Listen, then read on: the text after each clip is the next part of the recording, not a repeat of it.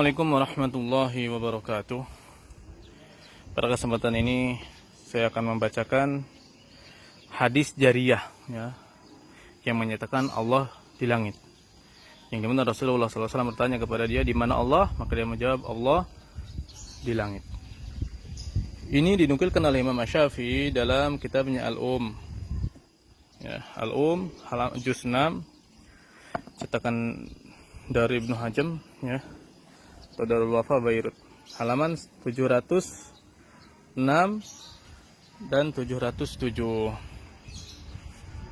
Pada halaman 705 yaitu di bab idqil mu'minati fi dzihar, bab wajib memerdekakan seorang budak wanita dalam kafarat dzihar, yaitu menzihar istri ya. Di mana Imam Asy-Syafi'i berkata, akhbarana Malikun an Hilal bin Usamah, telah mengabarkan kepada kami Malik dari Hilal bin Usamah. Malik adalah Imam Malik bin Anas, Hilal bin Usamah adalah Hilal bin Usamah, Hilal bin Maimunah bin Ali bin Usamah, seorang tabi'in ya. An Atha bin Yasar ya, Atha bin Yasar adalah seorang tabi'in ya. Kemudian an Umar bin Al-Hakam, dari Umar bin Hakam, seorang sahabi. Anhu qala, bahwa sesungguhnya beliau berkata, ataitu Rasulullah sallallahu alaihi wasallam, aku mendatangi Rasulullah sallallahu alaihi wasallam, faqultu, maka aku berkata, ya Rasulullah, wahai Rasulullah, inna jariyatan li kanat star al-ghanama ghanaman li faji'tuha wa faqadtu syatan minal ghanami fasa'altuha anha. Sesungguhnya seorang budak wanita aku ya, dia mengembalakan kambing milikku, maka aku mendatanginya, menengoknya ya, dan aku kehilangan satu ekor kambing. Aku bertanya kepadanya ya, tentang kambing yang hilang itu. Faqalat, maka berkata, akalah dhi'bu, dimakan oleh seekor serigala, dimakan serigala wahai tuan. Fa asaftu alaiha, maka aku pun marah kepadanya. Wa kuntu min bani adama falatamtu wajhaha, dan aku adalah seorang manusia biasa ya, anak Adam, dan akhirnya aku tampar wajahnya, aku gampar wajahnya. Wa ala yarqabatun, dia adalah sebagai budak aku. Afa a'tiquha, apakah boleh aku memerdekakannya? Faqala lah Rasulullah sallallahu alaihi wasallam ya, budak itu mungkin di samping Umar bin Hakam. Maka Rasulullah sallallahu alaihi wasallam pun berkata kepada budak itu ya, sebelum memerdekakan budak itu, Rasulullah SAW pengen mengetes apakah dia muslimah atau bukan. Beliau bersabda, aina Allahu, di mana Allah?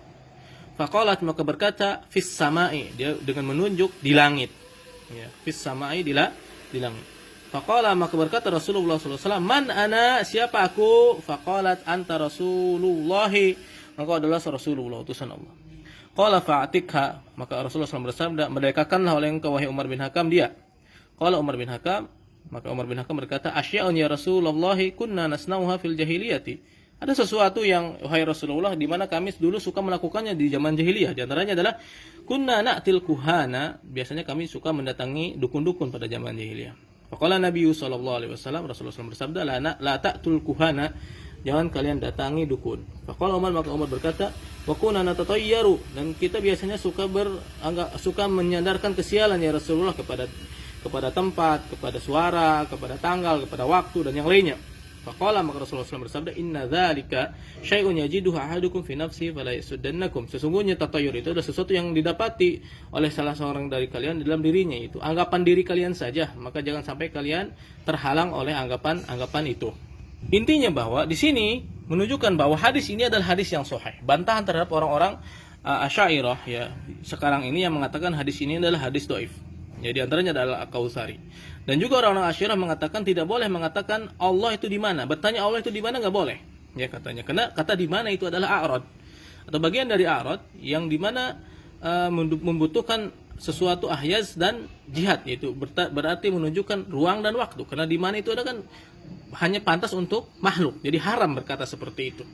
Dan juga mengisyarati Allah di langit itu sebagai tasbih, tajsim, ya.